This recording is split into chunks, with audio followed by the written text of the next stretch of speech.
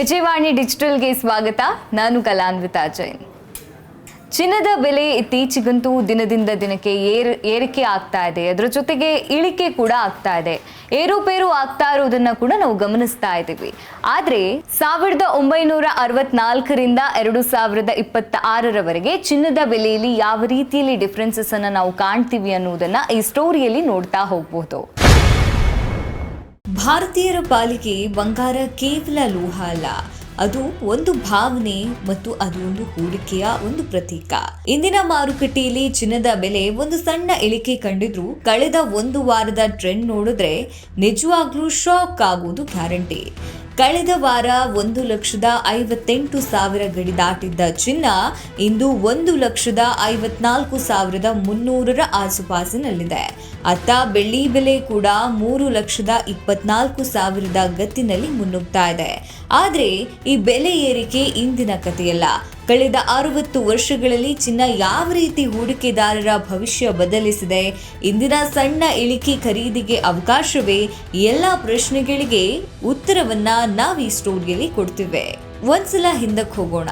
1964ರ ಕಾಲದಲ್ಲಿ ಆವತ್ತು 10 ಗ್ರಾಂ ಚಿನ್ನದ ಬೆಲೆ ಕೇವಲ 63 ರೂಪಾಯಿ ಇತ್ತು ಅಂತ ಅಂದ್ರೆ ನೀವು ನಂಬಲೇಬೇಕು. 1970ರ ದಶಕದಲ್ಲಿ ಇದು 100 ರೂಪಾಯಿ ಗಡಿ ದಾಟಿತು.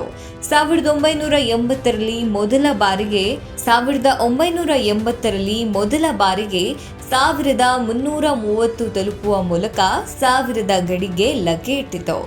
1990 ಮತ್ತು 2000ರ ದಶಕದಲ್ಲಿ ಚಿನ್ನದ ಬೆಲೆ ಮೆಲ್ಲನೆ ಏರತೊಡಗಿತು. 2007ರಲ್ಲಿ ಮೊದಲ ಬಾರಿಗೆ 10,000 ರೂಪಾಯಿ ದಾಟಿದಾಗ ಎಲ್ಲರೂ ಆಶ್ಚರ್ಯಪಟ್ರು. ಆದ್ರೆ ನಿಜವಾದ ಆಟ ಶುರುವಾಗಿತ್ತು 2020ರ ನಂತರ. ಕೊರೋನಾ ನಂತರದ ಆರ್ಥಿಕ ಪರಿಸ್ಥಿತಿ ಚಿನ್ನವನ್ನ ಹೂಡಿಕೆದಾರರ ಸುರಕ್ಷಿತ ತಾಣವನ್ನಾಗಿ ಮಾಡಿತು. 1964ರಲ್ಲಿ 63 ರೂಪಾಯಿ ಇದ್ದಂತ ಚಿನ್ನದ ಬೆಲೆ ಈಗ 1984ಕ್ಕೆ ಬರುವಾಗ 1,88,000 ರೂಪಾಯಿ ತನಕ ದಾಟುತ್ತೆ. 1,00,000 ಹತ್ರ ಬರುತ್ತೆ. ಅದಾದ ನಂತರ ದಿಢೀರಾಗಿ ಏರಿಕೆ ಕಾಣೋದು 2000 ಇಸ್ವಿಲಿ, ಅಂದ್ರೆ ಕೊರೋನಾ ಸಮಯದಲ್ಲಿ ದಿಢೀರಾಗಿ ಚಿನ್ನದ ಬೆಲೆ ಏರಿಕೆ ಆಗುತ್ತೆ. ಅದು ಕೊರೋನಾ ಸಮಯದಲ್ಲೇ ಯಾಕೆ ಅಷ್ಟೆಲ್ಲ ಬೆಲೆ ಏರಿಕೆಗೆ ಕಾರಣ ಆಗುತ್ತೆ ಅನ್ನೋದ್ರ ಡೀಟೇಲ್ಸ್ ಅನ್ನ ಇಲ್ಲಿ ನೋಡ್ಬೋದು. 2024ರಲ್ಲಿ 77,913 ಇದ್ದಂತಹ ಚಿನ್ನ ಇಂದು 2026ರಲ್ಲಿ 1,50,000 ರೂಪಾಯಿ ಗಡಿ ದಾಟಿದೆ. ಅಂದ್ರೆ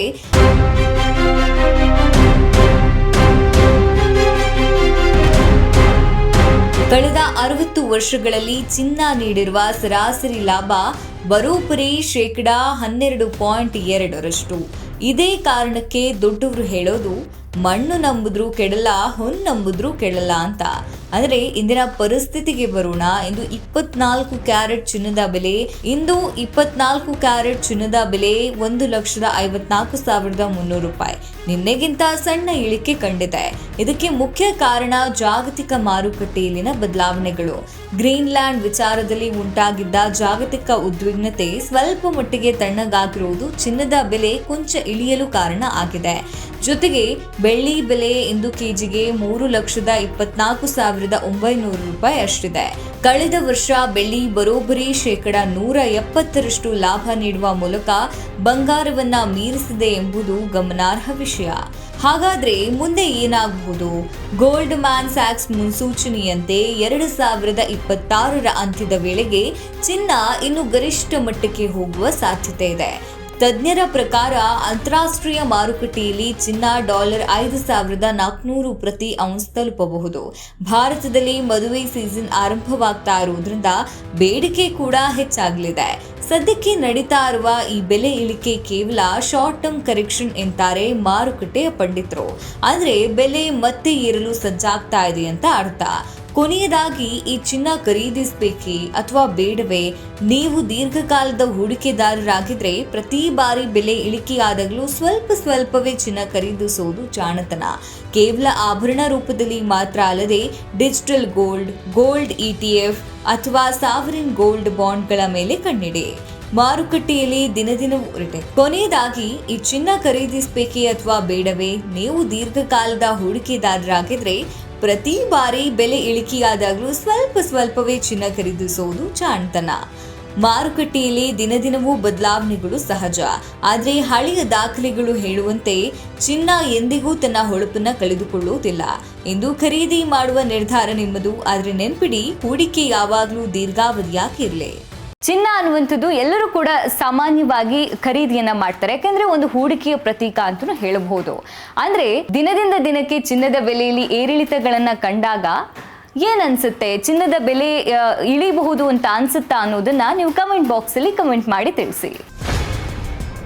ನೋ ಉತ್ಪ್ರೇಕ್ಷೆ, ನೋ ಊಹಾಪೋಹ. ತಾಜಾ ಸುದ್ದಿ, ನಿಖರ ಮಾಹಿತಿಗೆ ಬ್ರೌಸ್ ಮಾಡಿ ವಿಜಯವಾಣಿ.net. QR ಕೋಡ್ ಸ್ಕ್ಯಾನ್ ಮಾಡಿ ಆಪ್ ಡೌನ್ಲೋಡ್ ಮಾಡಿಕೊಳ್ಳಿ.